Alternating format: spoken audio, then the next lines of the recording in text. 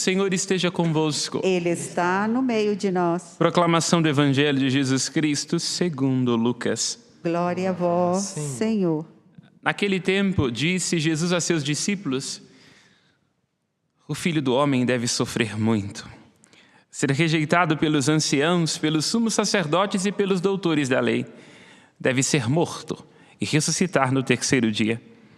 Depois Jesus disse a todos: se alguém me quer seguir, renuncie-se a si mesmo. Tome sua cruz dia após dia e siga-me. Pois quem quiser salvar a sua vida vai perdê-la. E quem perder a sua vida por causa de mim, esse a salvará. Com efeito, o que adianta a um homem ganhar o mundo inteiro se perde e destrói a si mesmo? Palavra da salvação. Glória a vós, Senhor. Que pelas palavras do Santo Evangelho sejam perdoados os nossos pecados. Amém. Podemos nos sentar.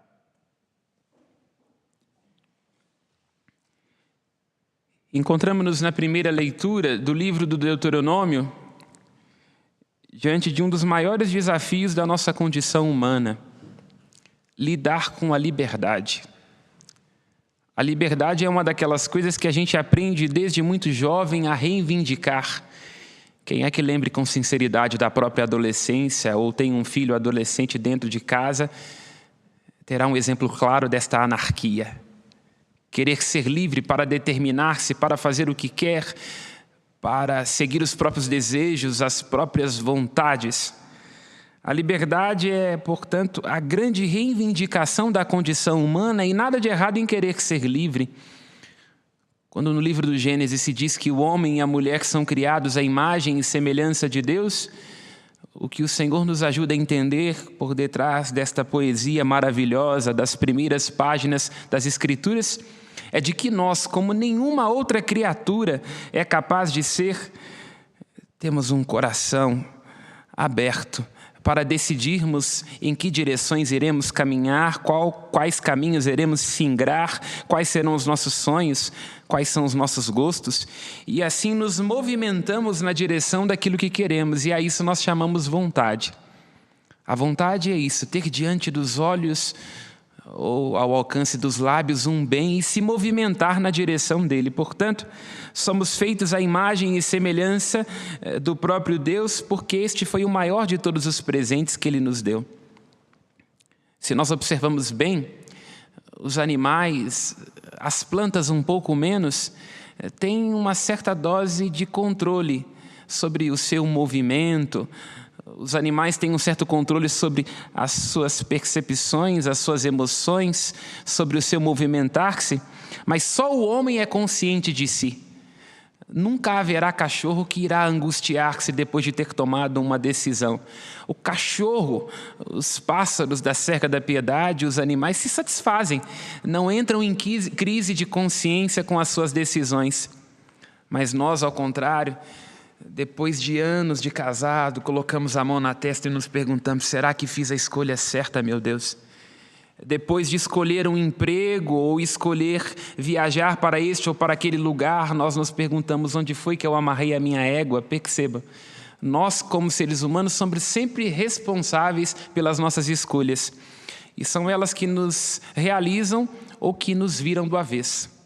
Portanto, o que nos faz ser semelhantes a Deus, a nossa liberdade, a nossa vontade, o nosso livre-arbítrio é a fonte da nossa glória, porque fomos feitos à semelhança do próprio Deus, livres como é Deus e tendo vontade como tem Deus, mas pode também ser a fonte da nossa ruína.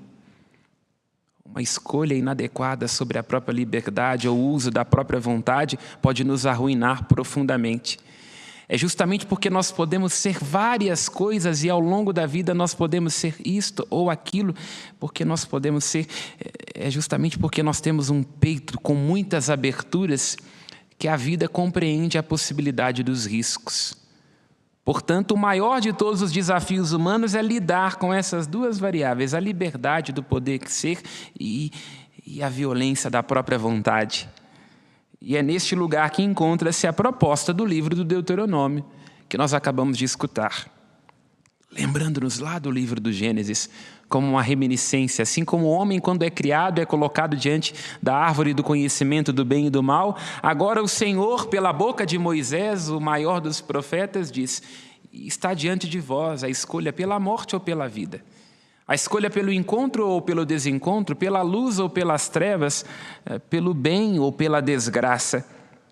Poder escolher, e nesta escolha poder ser guiado pela vontade de Deus e pelos seus mandamentos. Nós todos somos criados livres, livres para nos determinar, o livro do Eclesiastes. Mas Deus escolheu dar-nos uma orientação, e esta orientação são os seus mandamentos. Não é que os mandamentos de Deus sejam pesados.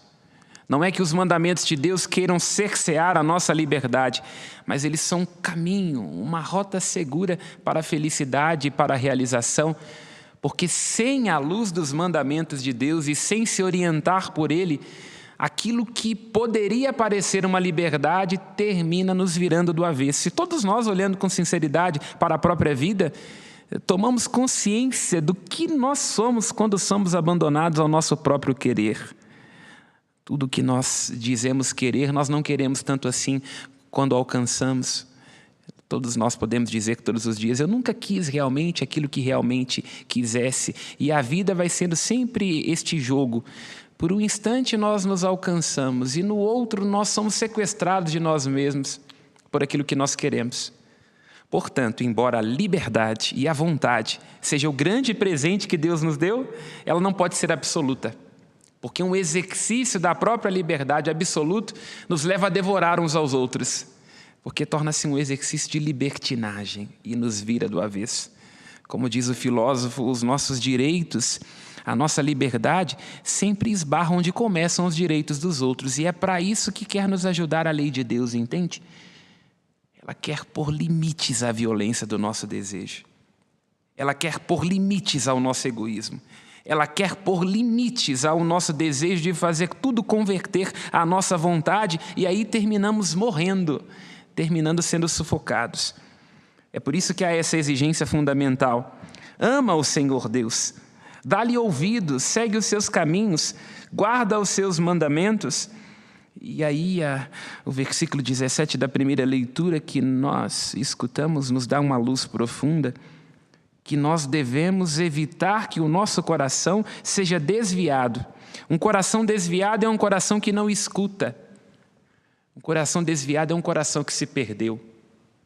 Quando nós buscamos consumir, fazer, quando nós queremos que tudo seja feito do nosso jeito, o nosso coração se desvia, se racha no meio. E um coração rachado racha outros corações. E nós vivemos um adultério do nosso amor, somos adúlteros do amor dos outros e somos adúlteros do amor do próprio Deus. Por isso o convite do início da Quaresma é dar ouvidos a nós mesmos. Dar ouvidos a nós mesmos e aquilo que importa dentro de nós é, em última instância, o objetivo do jejum. Quando nós tomamos consciência do nosso eu verdadeiro, não daquele que quer consumir, que quer conquistar, que quer ter título, que quer ter aplauso, que quer ter riqueza. Esse é o eu falso. O eu verdadeiro é aquele que repousa na própria verdade, aquele eu que não se deixa sequestrar, aquele eu que é senhor de si, encontrado e satisfeito. Por isso nós jejuamos. A Quaresma é um convite a nós não desviarmos o nosso coração uns dos outros, lembrar-nos de sermos generosos, de partilharmos aquilo que temos e, sobretudo, partilharmos aquilo que somos. Por isso a necessidade da caridade e da esmola. E a Quaresma é um convite a não desviarmos o nosso coração de Deus, ter tempo para Ele, para não sermos devorados pelas nossas ansiedades, para que a nossa vida não seja fracassada quando nós queremos orientar aquilo que somos e os nossos relacionamentos só a partir da nossa vontade. Terminamos caminhando no escuro e caindo no buraco. Por isso a necessidade da oração. Orar significa dar espaço para escutar Deus. E é lindo quando o livro do Deuteronômio diz que nós devemos amar o Senhor, escutar a sua voz e devemos nos apegar a Ele. Trata-se, todos nós somos chamados a voltar o coração para Deus, como só quem é apaixonado pode voltar-se. Quem está apaixonado por alguém não mede esforços de escutar a sua voz. A voz é doce, doce como o som de uma flauta e como o favo do mel. A voz, quando nós escutamos alguém que nós amamos, esta voz não tem só som, ela tem tessitura. O Deuteronômio nos convida a ter esta relação com os mandamentos do Senhor e com a vontade do Senhor, de modo que nós nos apeguemos a Ele e assim recebamos a vida. Porque Jesus diz no Evangelho: quem não se perder na voz de Deus, no mandamento de Deus e na vontade de Deus, terminará morrendo. Porque diz o Cristo, quando nós nos buscamos o nosso falso eu, a nossa própria vontade, a nossa própria realização, nós nos perdemos. Nós nos perdemos e fazemos um exercício inadequado da nossa liberdade. É por isso que nós somos uma sociedade de tantas ansiedades. Nós temos tantas possibilidades e tantas coisas que nós estamos sempre ansiosos, não damos conta de nós mesmos. E diz Cristo: quem buscar conservar, ter, ajuntar, exibir, postar, terminará seco e perderá a própria vida. A vida passará rápido, porque a vida é o que acontece quando nós estamos distraídos, preocupados com outras coisas. Mas quando nós nos deixamos perder em Deus, no amor de Deus, na vontade dEle, na palavra dEle, na vida que é Ele, nós nos encontramos. Nós nos encontramos. É lindo o convite lá no livro do Siracida, o Eclesiástico, capítulo 15, versículo 16, que diz: guarda a palavra de Deus, porque ao guardar a palavra de Deus, ela te guardará. São Bernardo transforma isso numa homilia linda. Guarda a palavra, que ela entre na sua alma, que ela penetre cada um dos seus sentimentos. Busca noite e dia a luz da vontade de Deus e não queira ser luz para si mesmo. Porque se guardares a palavra, ela te guardará, te dará a vida, te dará a realização. Este é o convite da nossa quaresma. Voltarmos o nosso coração para aquele que já voltou o seu coração em direção a nós. Escutarmos a voz daquele que sempre nos escuta. Darmos espaço dentro de nós para aquele que se fez dentro dele todo espaço para nós, até o ponto que se tornou homem, se encarnou, se tornou um de nós. Quero terminar esta reflexão com um olhar com aquilo que é o final da leitura que nós escutamos.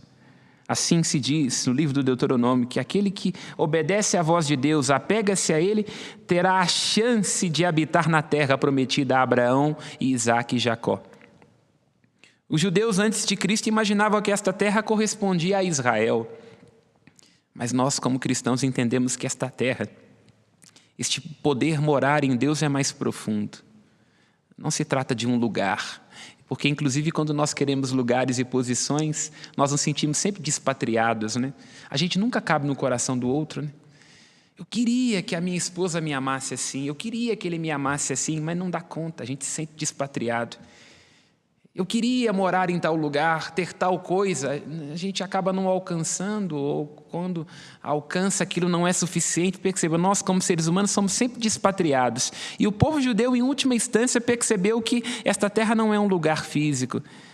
Esta terra é a herança que só pode ser encontrada no coração do próprio Deus, porque quando nós entramos em Deus e fazemos uma experiência dele, o nosso coração deixa de ser dividido por essa sensação de estar sempre insatisfeito, estar sempre ansioso, sempre murmurando, sempre reclamando, como se houvesse outra vida, outra possibilidade, outra circunstância, outro agora, outro momento para que a eternidade nos toque.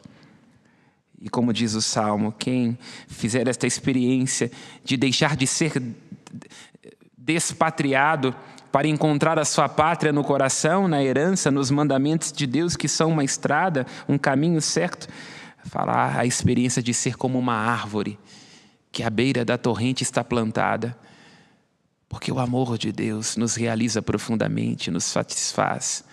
O amor do Senhor, dos seus mandamentos, dá-nos a graça de experimentar algo, uma força profunda dentro de nós, que nos faz estar naquele lugar que não entedia, que não enfara e que nos faz estarmos satisfeitos. Escolhe, pois, a vida, ó Israel, escolhe, pois, a água, escolhe, pois, os mandamentos, escolhe, pois, o amor e a salvação do vosso Deus. Louvado seja nosso Senhor Jesus Cristo. Sempre seja louvado. Façamos as nossas preces.